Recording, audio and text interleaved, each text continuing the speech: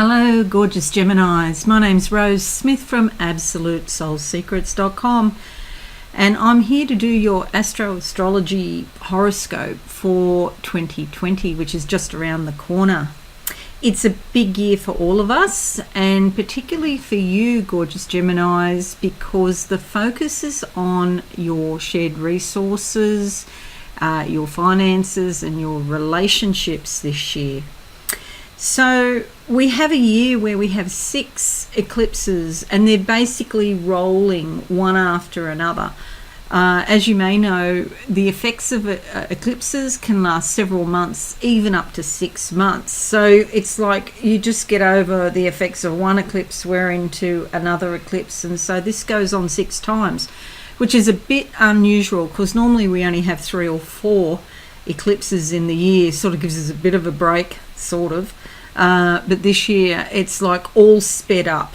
Okay, so time's moving faster and more energy is being sort of focused in the 1 year. So you've also got your 8th house is very much affected. So this is your shared resources, intimacy, sex, hidden things, taboo type subjects, and other people's money. Okay, so it could really affect your relationships if you're involved with somebody and you share finances. Okay, these two things together. I'm going to give you some dates, but do remember that it's plus or minus a day depending on where you are in the world. So I'm in Australia, and if you're in the States, you're going to be a day behind because of the time differences. And so 10th of January, the ball starts rolling with the first lunar eclipse of the year. And for you, gorgeous Geminis, it's in your 2nd house of values and money. So eclipses tend to stir up stuff that's in our subconscious, and you might have these feelings coming up that are a little bit hard to control about your finances. You may not do anything just at this point because a lunar eclipse is more about the inner side of things. So when the solar eclipse comes around, and we've just had the solar eclipse that goes with that now the 26th of December in 2019, and then we go into the lunar eclipse. So what happens is the solar eclipse tends to be more external to us, but the lunar eclipse tends to be more about our feelings and things coming up in our subconscious. Just 2 days after that, we see Saturn conjuncting Pluto in your 8th house. So again, shared resources, money, other people's money, intimacy, sex, yada, yada, yada. So that period of time around there, that could be a bit rocky. So just bear that in mind. Then March 21st until July 1st, Saturn moves into your 9th house. 9th house is the higher mind. It's the spiritual area of your chart, and I mean, I guess every house is spiritual if you want to think about it, but that's like more overtly spiritual, that and the 12th house actually. And so Saturn moving in there could give you some challenges. You may have a lot of stuff coming up that you have to deal with, and it might be reflected in your dreams, your meditations, the little flashes you get in the day. So you might be working on something, or maybe standing at the kitchen sink washing up, if anybody washes up anymore, or in the shower is a good place, and then these little flashes just come into your head. Okay, so pay attention to those, because that's your own psychic ability telling you what's going on down deep inside you. So 21st to the 1st, these things are coming up, and you could be tested spiritually, really to see what you believe. What are your spiritual beliefs, and have you been ignoring that side of yourself? Because if you have been ignoring, it's going to come up even more strongly than if you're in touch with it every day, because you're paying attention to what's going on inside you. April 4th, June 20th, and November 12th, Jupiter and Pluto conjunct again in your 8th. So Jupiter and Pluto, it's almost like karmic fate comes up, and it's coming up because Jupiter wants your freedom. Jupiter wants to expand your life and your horizons.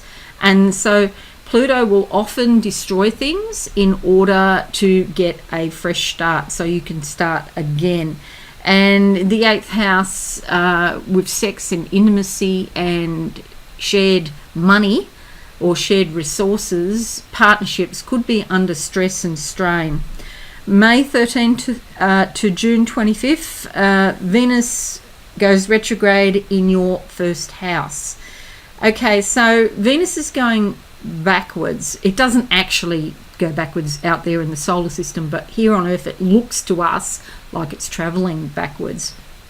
And because it's in your sign, you may find that you need quiet time. You need plenty of time away from other people, and you need to spend that time in self-reflection and meditation.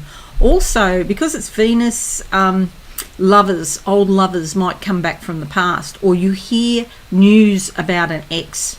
Okay, you might have thought you had a twin flame relationship with a previous partner, and it didn't work out, and then all of a sudden you hear something and they've broken up with whoever they were with. It might have been a person they left you for to go on with somebody else, and they've broken up, and it's like shock of shocks. So they either come back or you could hear news. June 5, and remembering that eclipses come in pairs, as I said before. So lunar eclipse in your 7th house of committed relationships, and June 21, solar eclipse in your 2nd house of values and money again. So if you're in a relationship, a committed relationship, it doesn't just have to be a personal relationship, can also be a business relationship that's affected, or a close co-worker that you've been working with for a long time.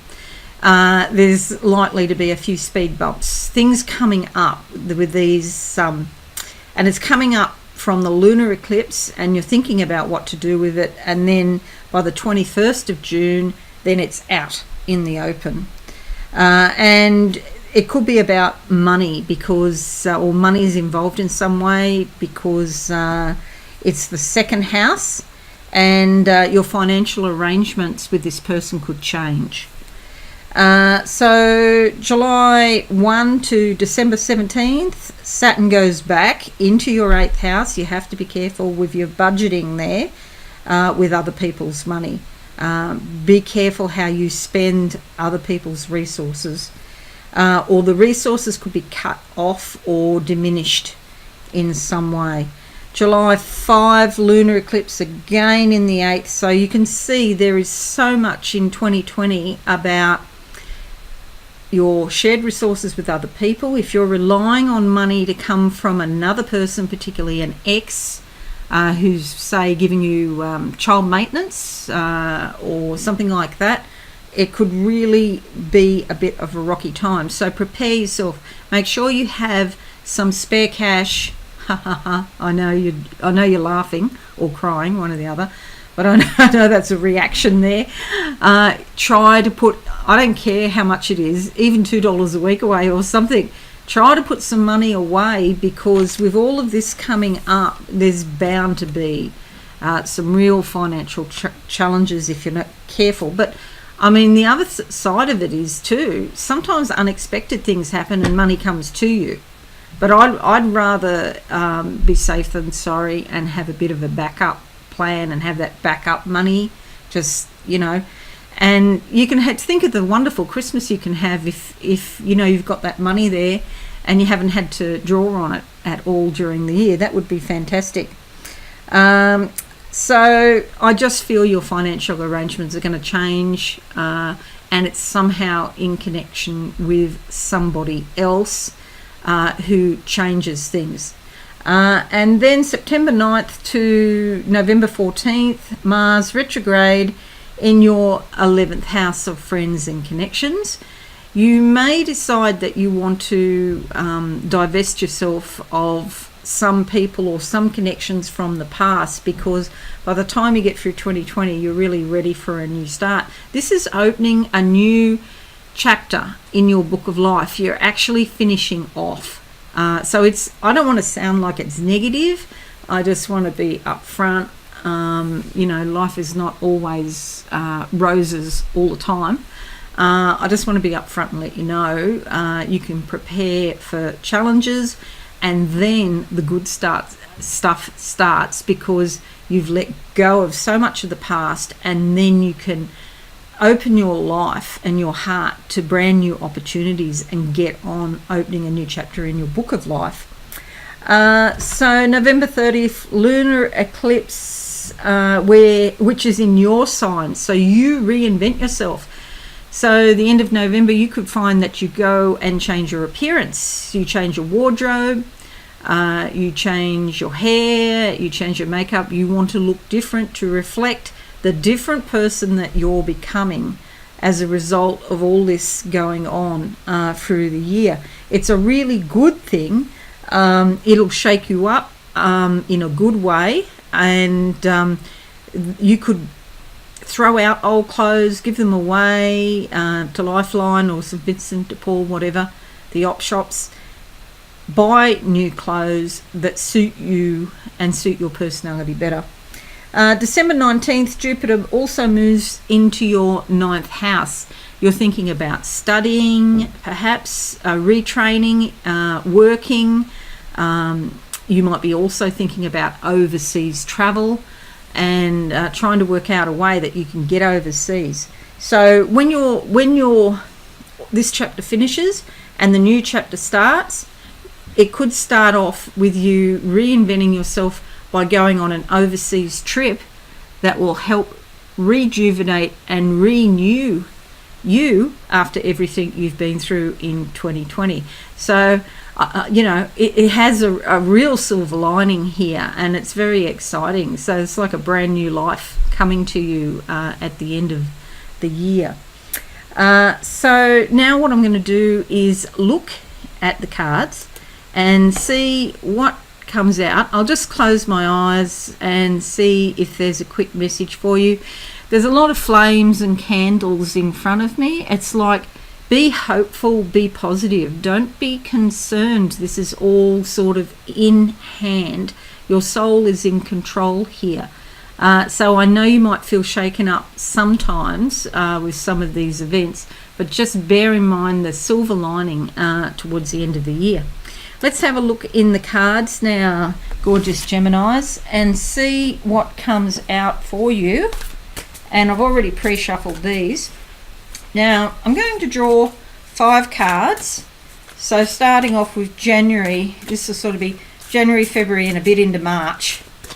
And I must say the timing is a guideline only, so don't take it as too literal, because timing's very difficult in spirit. There's no such thing as time.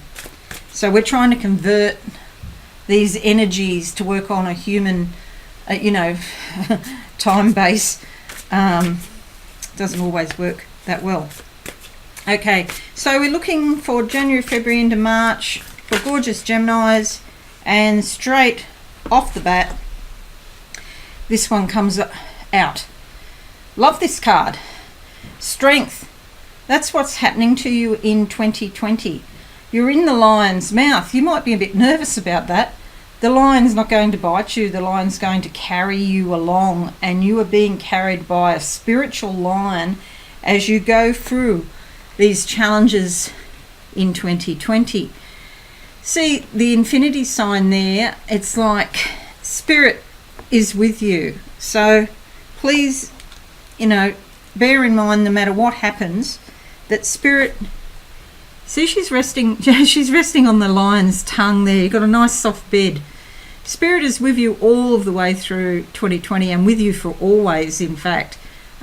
So don't be concerned. You are being carried by a very strong animal who is lending you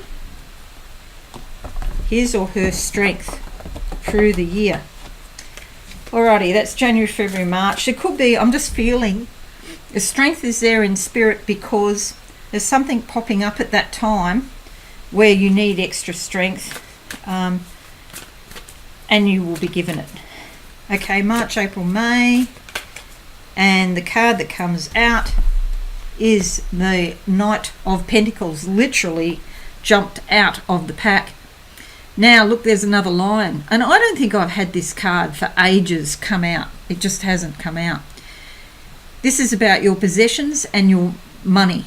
Again, the focus is on the physical things that you own, and a Knight of Pentacles is about creative ways that you can earn money, spreading your ideas around so that you can get a new job, or something on the side for more money to come in. And again, strength is with you. So I feel like this shared resources could be around your work as well. So you might even, you could even have a relationship thing happening and a work thing happening at the same time, one or other, or both. Okay, there's March, April, May there. May, June, July, like second half of May, June, July, coming up in card 3 here. I'll just close my eyes. Wow, I can really feel that strength. I feel like the angels coming in. You can always call on Michael the Archangel for further strength. And they're showing me a rocket taking off. You've got to have a brilliant idea this year. This is the 7 of Cups. This is all about you setting your boundaries. Sometimes it's appropriate to say no. Okay, be strong about who you are, about what you accept, the behaviour that you accept from other people. You'll see up here in this cup is an angel. Every cup has a little different animal. This one's a little dragon, implying, on the physical sense, on the physical plane, and on the spiritual plane here with the angel. But this is about you standing your ground. Don't let people tell you what to do. You're an adult. At least I hope you're an adult. I don't want children watching this watching this channel, really. I don't. But you're an adult and you're being called to be strong. And they're giving you the energy to be strong here. And you'll be able to do it on your own, and you won't even, eventually you won't even think to call Michael the Archangel or call on the strength of the lion, because that will be you. You will integrate and incorporate the strength of the lion. Okay, now we're doing, where we get up to May, June, July, I think we got up to August, September, October, and we come up with the Fool card. Okay, that was the one on top. The Fool card, and this is about you stepping out into the world, taking a risk. You may not know exactly what you are doing at this time, but it doesn't matter, because you're going to take a risk and you're going to do it anyway. You'll see here there's a little dog trying to hold you back.